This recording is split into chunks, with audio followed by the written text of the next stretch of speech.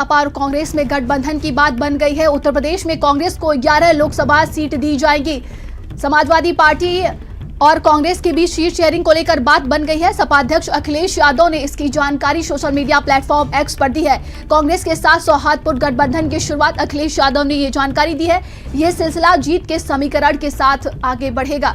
अखिलेश यादव ने social media platform x पर ये जानकारी दी है। तो बड़ी खबर आपको बता रहे 2024 लोकसभा चुनाव को लेकर तैयारियों के बीच ये बड़ी खबर सामने आ रही है। सपा और कांग्रेस के बीच गठबंधन की बात बन गई है। और ज्यादा अपडेट के साथ स्टेट हेड वीरेंद्र सिंह जी हमारे साथ जुड़ गए। वीरेंद्र जी, देखिए लगातार जिस तरीके से अटकलें लगाई जा रही थी कि सीट शेयरिंग को लेकर बात नहीं बन रही है, लेकिन अब कहा जा रहा है कांग्रेस और समाजवादी पार्टी में गठबंधन हो गया है। देखिए, ये बहुत महत्वपूर्ण खबर है। जब कांग्रेस के साथी एक एक करके लगातार उनको छोड़ रहे हैं, ऐसे में उत्तर प्रदेश में अखिलेश यादव और कांग्रेस के बीच एक गठबंधन हो गया है। 11 लोकसभा सीटों पर कांग्रेस पार्टी चुनाव लड़ेगी उत्तर प्रदेश में समाजवादी पार्टी के साथ गठबंधन में।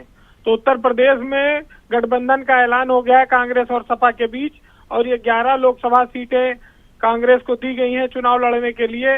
इसमें अमेठी और रायबरेली तो हमेशा की तरह कांग्रेस के खाते में रहेंगी, और वो बाकी 9 सीटें कौन सी होंगी उन पर अभी खुलासा नहीं हुआ है। लेकिन ये जरूर है कि अखिलेश यादव ने इस बात को ट्वीट करके ऐलान किया है कि उनका गठबंधन हो गया है 11 सीटों पर, और उनका पीडीए और कांग्रेस का साथ मिलकर उत्तर प्रदेश में चुनाव लड़ेंगे। तो ये कांग्रेस के लिए बहुत राहत भरी खबर है, क्योंकि बंगाल में भी उनका गठबंधन फाइनल नहीं हो पाया। बिहार में नीतीश कुमार लगभग छोड़ चुके हैं कांग्रेस का साथ और भाजपा के साथ जा रहे हैं। अब ऐसे में उत्तर प्रदेश एकमात्र उनके पास बड़ी पार्टी के रूप में समाजवादी पार्टी थी, जिसे उन्होंने गठबंधन में लगातार चर्चा चल रही थी, और ये लग रहा था कि यहाँ भी गठबंधन टूट जाएगा। लेकिन अंततोगत्वा आज इस बात का ऐलान करके अखिलेश यादव ने साफ कर दिया कि वो इंडिया गठबंधन के साथ है और लोकसभा चुनाव में कांग्रेस 11 सीटों पर लड़ेगी।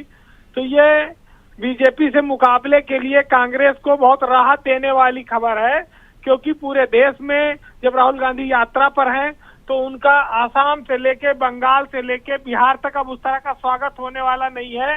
हर जगह उनके खिलाफ की एक सरकार है, और उत्तर प्रदेश भी वो आएंगे। तो ये आज की जो गठबंधन का ऐलान है, इससे कांग्रेस को काफी ऊर्जा और ताकत मिलेगी, और ये यूपी में भी एक बड़ा मुकाबला आपको देखने को मिलेगा लोकसभा चुनाव में। जी बिल्कुल, देखा जाए तो इंडिया गठबंधन की अगर बात की जाए, इसके पहले देखा कि ममता बनर्जी अलग हो चुकी है, इसके बाद लगातार नीतीश कुमार भी अब इससे अलग हो गए, लेकिन समाजवादी पार्टी और कांग्रेस में ये गठबंधन जो हुई है, कहाँ किस तरह ये समीकरण बन रहा है और कितना आगे तक जा सकता है? देखिए, कांग्रेस को कहा जाए तो डुबोने में उनके जो नेता हैं उनका बड़ा योगदान है। ममता बनर्जी की सरकार को बर्खास्त करने की मांग कांग्रेस के अधीर रंजन चौधरी ने किया, जिसके बाद से ममता बनर्जी नाराज हैं। सीटों के बंटवारे को लेकर बिहार में स्थिति साफ नहीं हो पा रही थी। कांग्रेस नीतीश कुमार को बड़ा भाई मानने को तैयार नहीं थी, तो इस वजह से वहां भी स्थितियां बिगड़ चुकी हैं। उत्तर प्रदेश ले देखे कांग्रेस के पास समाजवादी पार्टी का साथ था, अखिलेश यादव के साथ था उनके पास। हालांकि यहाँ कांग्रेस के पास अपनी कोई जमीन नहीं है, और ये कहा जाए कि 11 सीटें लोकसभा की जो अखिलेश यादव ने दी हैं, ये काफी बड़ा दिल दिखाया है। इससे पहले 7 लोकसभा सीटों पर आरएलडी को उन्होंने चुनाव लड़ने की बात कही है। तो 11 और 7 18 सीटें ऐसी हैं जो अखिलेश यादव अपने गठबंधन के सहयोगियों को 80 में से दे रहे हैं, यानी कि 62 सीटों पर अब अखिलेश यादव की पार्टी लोकसभा का चुनाव लड़ेगी, समाजवादी पार्टी। उत्तर प्रदेश में अभी अखिलेश यादव अपने साथ जो छोटे दल हैं, चाहे आजाद समाज पार्टी हो या महान दल है, उनको भी वो एक आध सीट दे सकते हैं।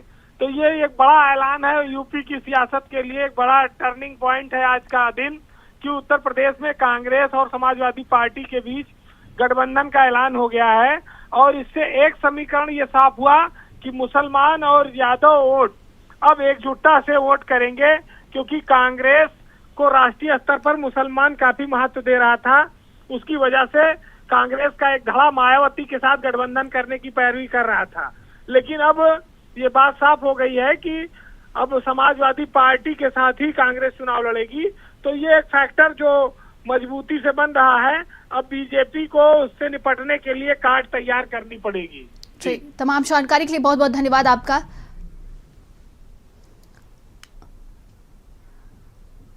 और अब राज्यसभा सांसद दिनेश शर्मा जी हमारे साथ जुड़ गए हैं। दिनेश जी, बहुत बहुत स्वागत है आपका भारत समाचार में।